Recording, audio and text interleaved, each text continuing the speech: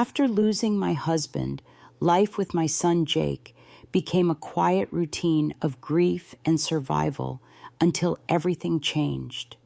What started as small moments of reconnection slowly spiraled into something I never imagined, something I couldn't control. Late-night conversations, lingering glances, and unspoken emotions began to blur the lines of our relationship. Was it just the grief playing tricks on us, or had we crossed a boundary we could never return from?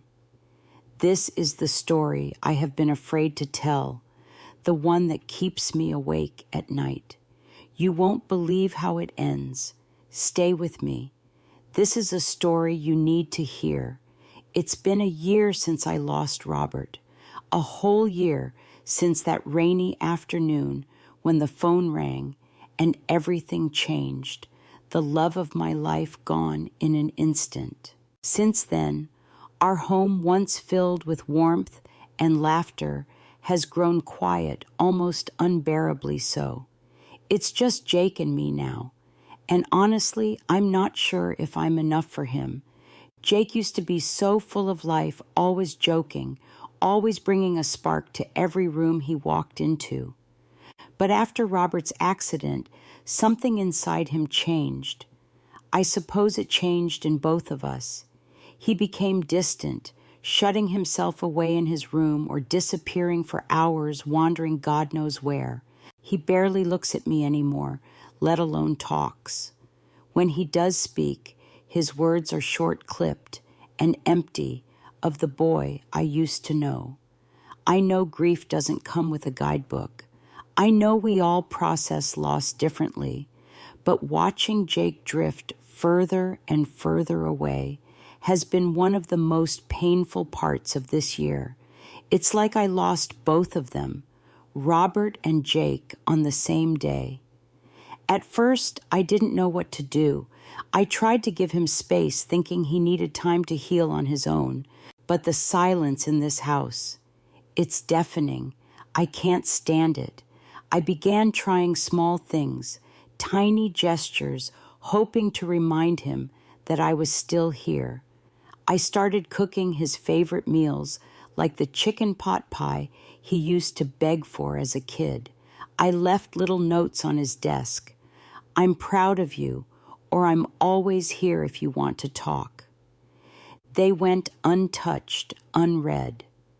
I'd knock on his door and ask if he wanted to join me for dinner or watch a movie, but his answer was always the same: I'm busy. After a while, I stopped knocking. But it wasn't just Jake who had changed. I did too. There were nights I'd sit in the living room, staring at Robert's empty chair, tears streaming down my face, asking myself why this happened to us. I'd stare out the window at the trees, swaying in the wind, wishing they'd carry away the heaviness that had settled over me. I felt like I was drowning, and I had no idea how to pull myself or Jake back to the surface. Then there were the whispers, those late nights when I'd hear Robert's voice in my mind. You're the strong one, Sarah. He used to say, his warm hand covering mine. You'll keep everything together, no matter what. But I wasn't strong, was I? The cracks were everywhere.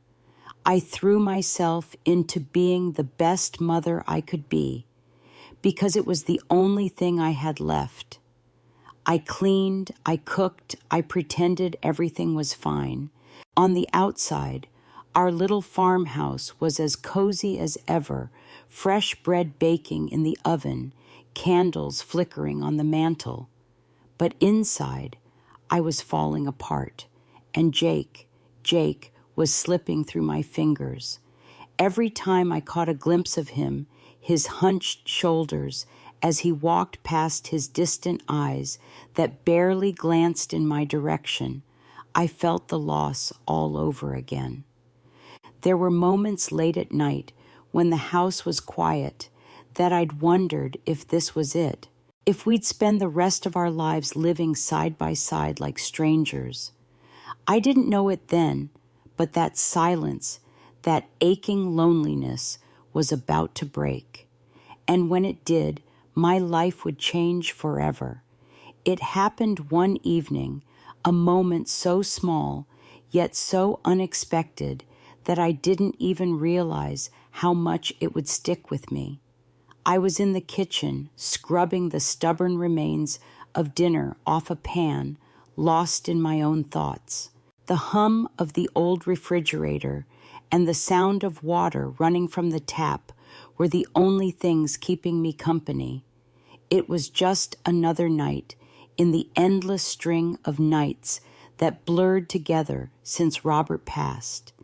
And then, out of nowhere, I heard Jake's voice behind me. "Need any help, Mom?" I nearly dropped the pan. I turned around, wiping my hands on a dish towel, half expecting I'd imagined it. Jake stood there, his hands in his pockets, shoulders slightly hunched, as if he'd been dragged there by some invisible force. His voice was soft, almost unsure, but it was him. He was standing there, talking to me, voluntarily. I didn't even try to hide my surprise. "Sure you can dry," I said, handing him a towel. For a while we worked side by side in silence. It wasn't the awkward, heavy silence that had filled the house for months, but something lighter. It felt normal. I glanced at him out of the corner of my eye, noticing the way his hair had grown longer than usual, the way he moved more deliberately, almost cautiously, as if he were testing the waters. "How was school today?" I asked, my voice breaking the quiet. "Fine," he said, not looking up. That was it. One word. No elaboration. I wanted to push for more, to ask him about his classes, his friends, anything that might open him up, but I stopped myself. This was the most time we'd spent together in months, and I didn't want to ruin it. "If you ever want to talk, I'm here," I said gently, keeping my tone light. Jake nodded, his eyes still on the plate he was drying. He didn't say anything, but something in his body language told me he'd heard me. Over the next few days, I started noticing little changes. Jake would linger in the living room while I watched TV, sitting at the far end of the couch at first. He began offering to help with small tasks around the house, folding laundry, taking out the trash, even helping me in the garden. It wasn't just the tasks, though. He started talking to me again. Not much at first, just small comments about his classes or something funny a friend said. But each word felt like a lifeline, pulling me closer to the son I thought I'd lost. Then came the night he cooked dinner. I was sitting at the kitchen table flipping through an old magazine when Jake walked in with a bowl of pasta. "I made this," he said, setting it down in front of me.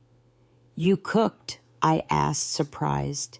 He shrugged, a faint smile tugging at the corner of his lips. "A friend taught me. I figured I'd give it a try." The pasta was simple spaghetti with marinara sauce, but it was perfect. As we ate, Jake looked up at me, his expression serious. "Thanks, Mom," he said suddenly. For what I asked, startled.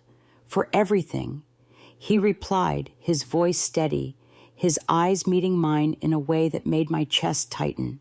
I laughed awkwardly, brushing it off. "You're welcome, Jake." But later that night, as I lay in bed, his words echoed in my mind.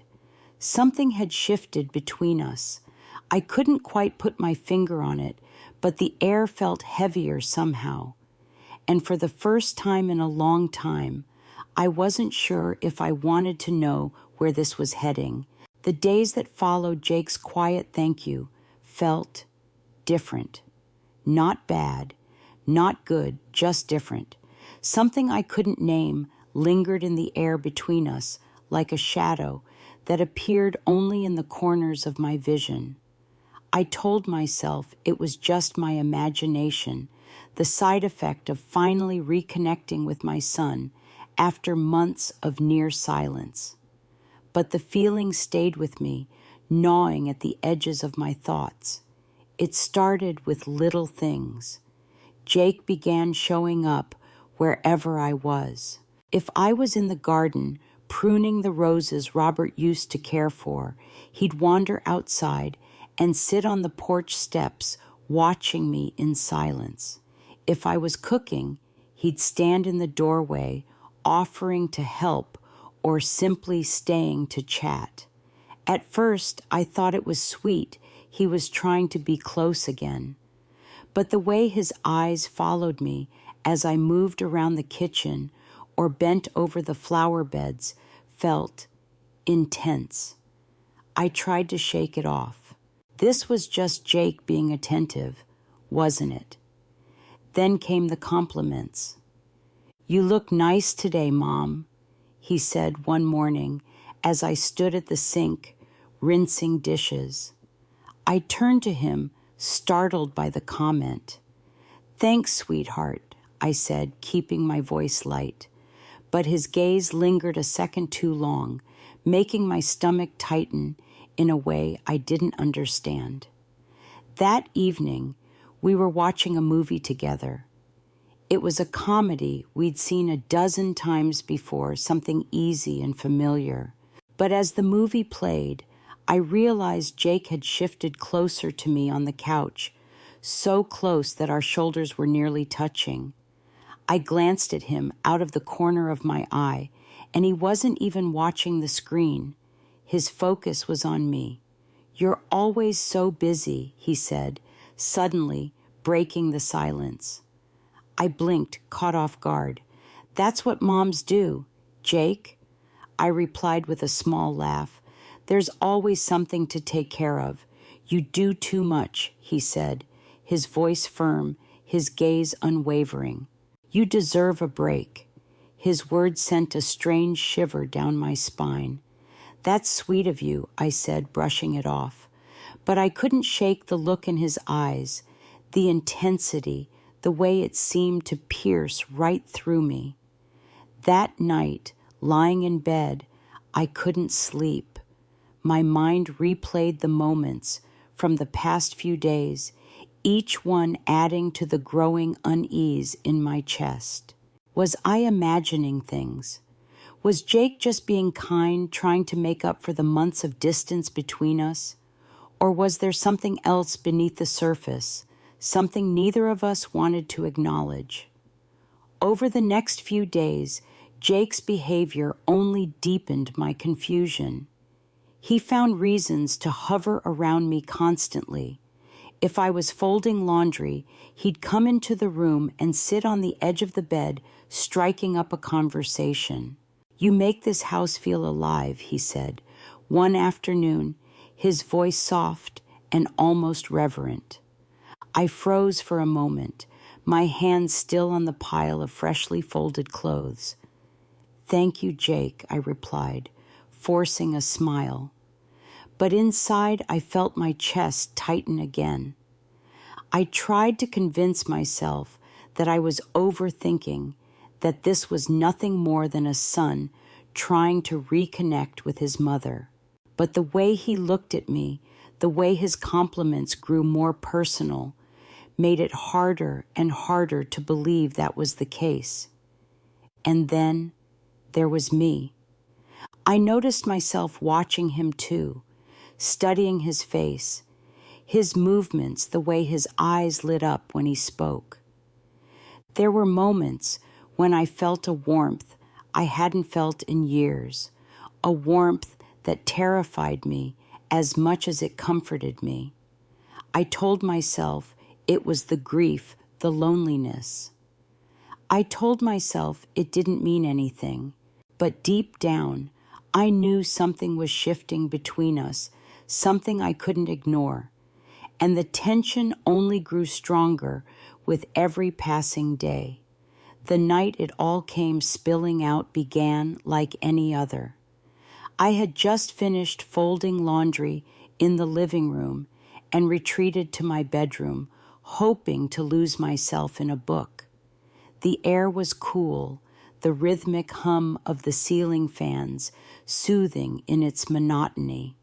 For a brief moment, I felt like I could finally exhale, let the weight of the day melt away. But that peace was short-lived. A soft knock on my bedroom door shattered the silence. Mom Jake's voice was low, hesitant. I sat up, heart quickening. It was late, far later than he usually stayed up. "Yes, what is it, Jake?" "Can I come in?" he asked. His voice sounded different, not like the playful tone he used when he was younger, or even the quiet politeness of the past few months.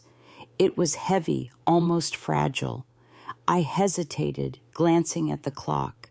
"It's late, Jake." "Is something wrong? I just need to talk," he replied. There was something in his voice that made me pause. Against my better judgment, I set my book aside and called out, "Come in." The door creaked open, and Jake stepped inside. He looked smaller somehow, vulnerable. His hands were stuffed into his pockets, his shoulders slightly hunched, as though he was carrying the weight of the world. He lingered near the doorway, not moving any closer. "What's on your mind?" I asked, trying to keep my tone light, though my chest was tightening with unease. He hesitated for a long moment, his gaze fixed on the floor. Finally, he looked up, his eyes meeting mine with an intensity that made my breath catch. "I don't know how to say this."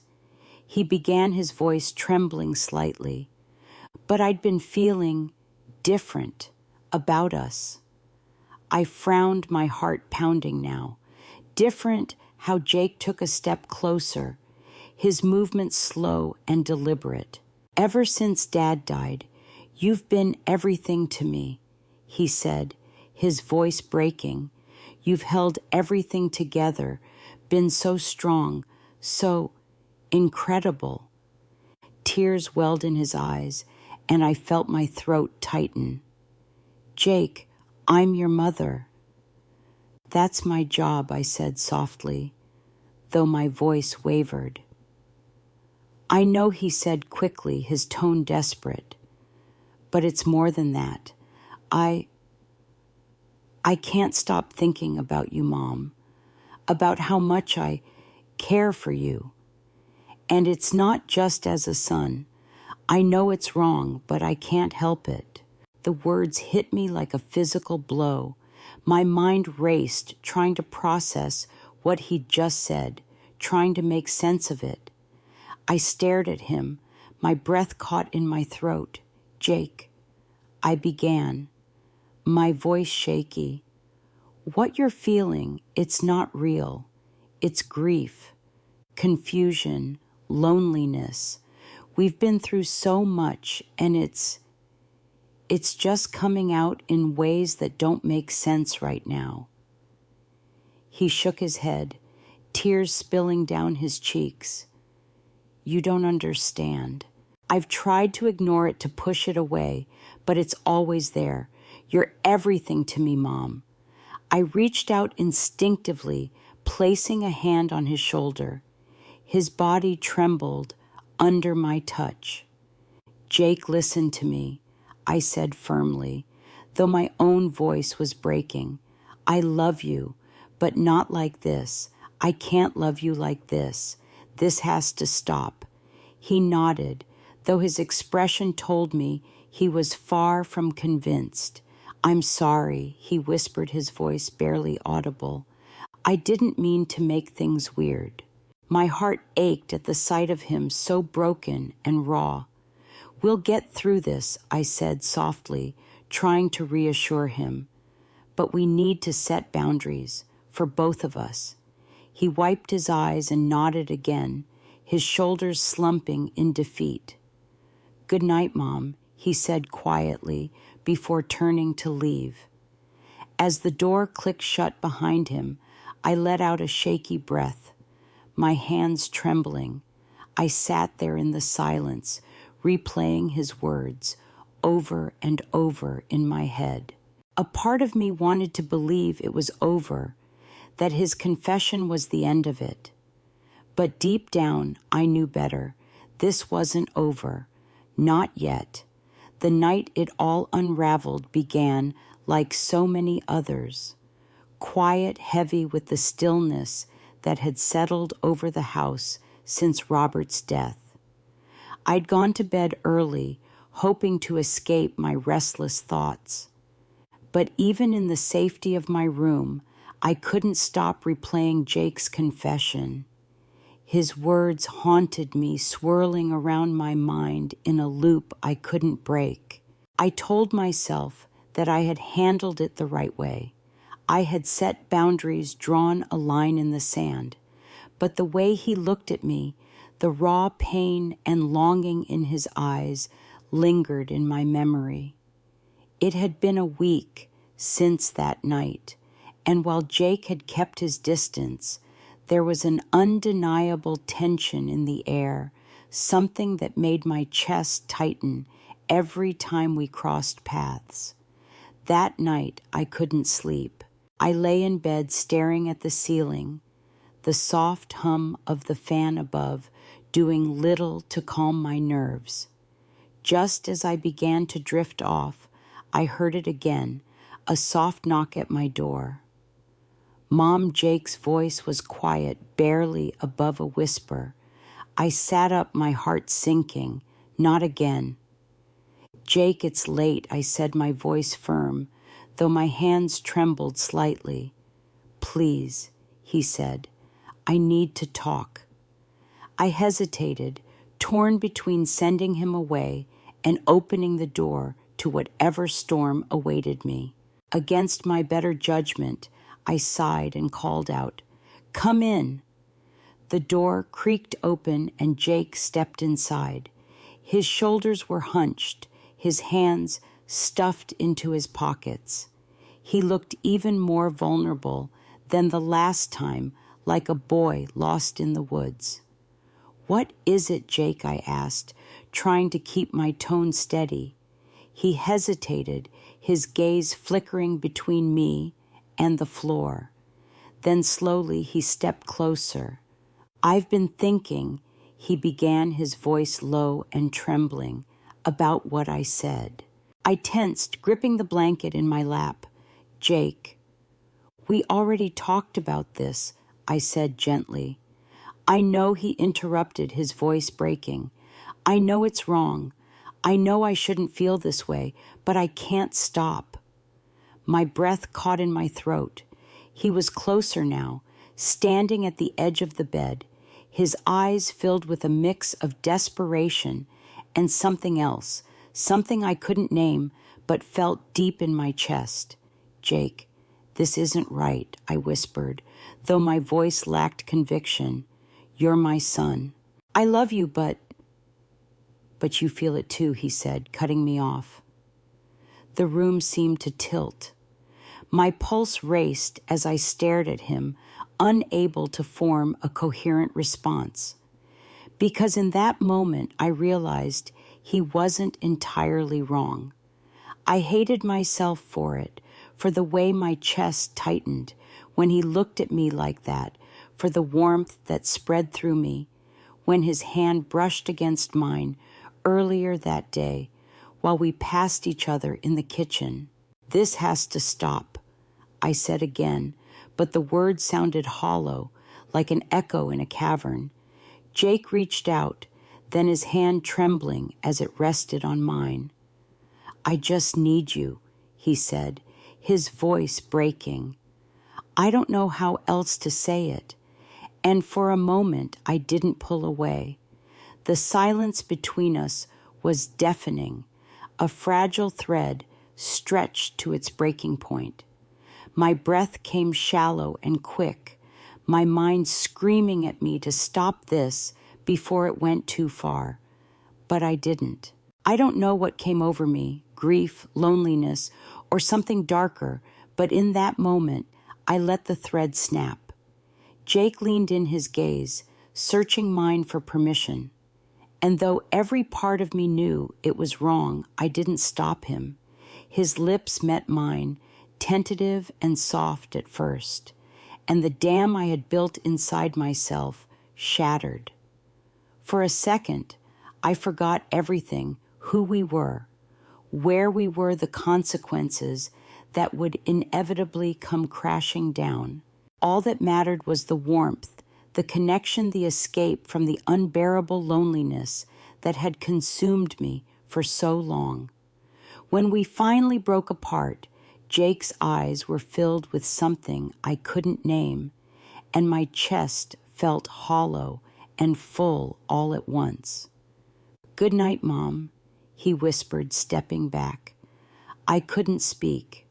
I just nodded, watching as he slipped out the door and left me alone with the storm raging inside my chest. As the silence returned, I realized there was no going back. The line we'd crossed could never be erased. The morning after felt like waking from a dream, one of those dreams where the line between reality and fantasy is so blurred you can't tell which is which. But this wasn't a dream. It was real, painfully and undeniably real. Jake was already in the kitchen when I came downstairs, humming softly to himself as he brewed coffee. He looked different, lighter almost. There was an ease in his posture, a faint smile tugging at the corners of his lips. It was such a stark contrast to the tension and grief that had weighed him down for months. "Good morning, Mom," he said cheerfully, setting a steaming mug of coffee in front of me. I froze, staring at him. How could he act so normal? My mind was still reeling from what had happened, my emotions tangled in a mess of guilt, confusion, and something I didn't dare name. "Morning," I replied, my voice barely above a whisper. I took the mug, my hands trembling slightly as I brought it to my lips. Jake sat across from me, his gaze lingering just a moment too long. "You look tired," he said, his tone laced with concern. "I didn't sleep well," I admitted. He nodded, his expression softening. "Me neither," he said quietly. For a moment, the air between us shifted heavy with unspoken words. I quickly looked away, focusing on the coffee in my hands. The rest of the day passed in a strange haze. Jake kept himself busy, retreating to his room or heading outside to work on the garden. I tried to do the same, scrubbing the counters and vacuuming the living room as though cleaning could erase the memory of what had happened. But no matter how hard I tried, I couldn't shake the image of his face, the sound of his voice, the warmth of his touch. That night, as I lay in bed, the silence was unbearable. The same questions circled in my mind over and over. How had we gotten here? How had I let this happen? And worse, why wasn't I running away from it? The days that followed were both a relief and a torment. Jake didn't bring it up, didn't push or press for more. He went about his life as though nothing had changed, but something had changed, and we both knew it. I could see it in the way his eyes lingered when we passed each other in the hallway, the way he found excuses to be close to me, offering to help with dinner, sitting beside me on the couch, instead of at the other end, like he used to. And then there were the moments when I caught myself doing the same, watching him from the kitchen window as he worked outside, studying his face when he wasn't looking. It was as though some invisible thread connected us, now pulling us closer with every passing day. I told myself it was just the grief, the loneliness. I told myself it didn't mean anything. But the truth was, I didn't know what it meant. I didn't know how to untangle the emotions swirling inside me, the guilt that battled with something far more dangerous, the part of me that didn't regret it. One evening, as the sun dipped low over the horizon, Jake joined me on the porch. We sat in silence for a long time, watching the sky turn shades of orange and pink. "Thanks for being patient with me, Mom," he said suddenly, his voice soft. I turned to him, startled. "Of course, Jake," I replied, forcing a smile. For everything he added, his eyes meeting mine, for being there when no one else was. There was a weight to his words that made my chest tighten. I nodded, unable to speak. As the sun disappeared behind the trees, I couldn't help but wonder if we were moving forward or if we were just standing at the edge of something far more dangerous, something neither of us was ready to admit. The sunset that evening seemed to last forever, casting long shadows across the porch where Jake and I sat. The air was thick with the scent of blooming flowers, but it wasn't calming like it used to be. Instead, it only reminded me of how far we'd strayed from normal, how fragile the ground beneath us had become. Jake sat just a little closer than he needed to his knee, brushing mine every so often. He didn't pull away, and neither did I. The warmth of that small connection should have felt comforting, but instead it only added to the chaos swirling inside me. For a while we didn't say anything. The silence stretched between us, broken only by the distant chirping of crickets and the soft rustle of leaves in the evening breeze. I wrapped my arms around myself, feeling both exposed and suffocated. And then Jake spoke. "You've always been there for me," he said, his voice low, almost hesitant. I turned to look at him, my stomach tightening. "That's what moms do, Jake," I replied softly. "We take care of our kids." He shook his head slightly, a faint smile tugging at the corners of his lips. "It's more than that," he said. "You've done more for me than anyone ever could. You didn't just take care of me. You gave me something to hold on to when everything fell apart." My chest ached at his words. I wanted to tell him he was wrong, that I hadn't done anything special, but the intensity in his gaze stopped me. His eyes were filled with so much emotion, gratitude, sadness, something deeper that I couldn't or wouldn't name. "Jake," I started, but the words caught in my throat. What was I supposed to say? That I understood, that I felt it too. "You don't have to say anything," he interrupted, his voice soft but steady. "I just wanted you to know." His hand brushed against mine, then just for a moment, but the electricity of that brief touch sent a shiver down my spine. I should have moved away. I should have said something, anything to stop this, but I didn't. Instead, I looked out at the horizon, my thoughts racing. How did we get here? How did something so wrong start to feel inevitable? Jake leaned back in his chair, his body relaxed in a way I hadn't seen in months.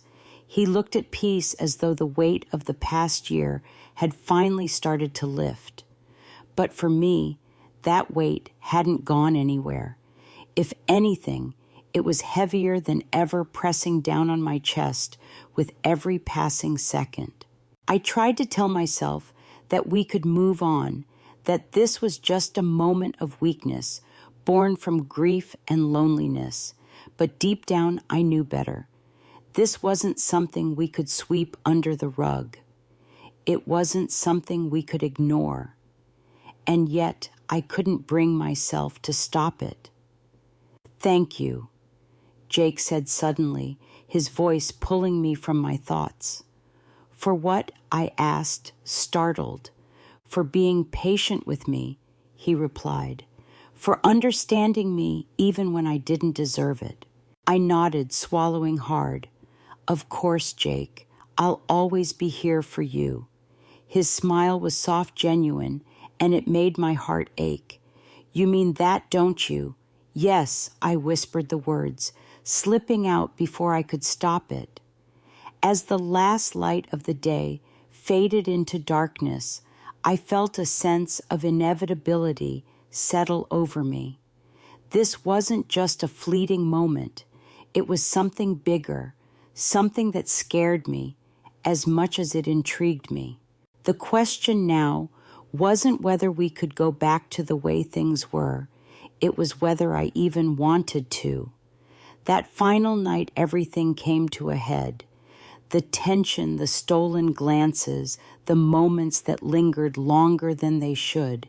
It all built up like a storm, and I could feel it brewing, waiting for the right moment to strike.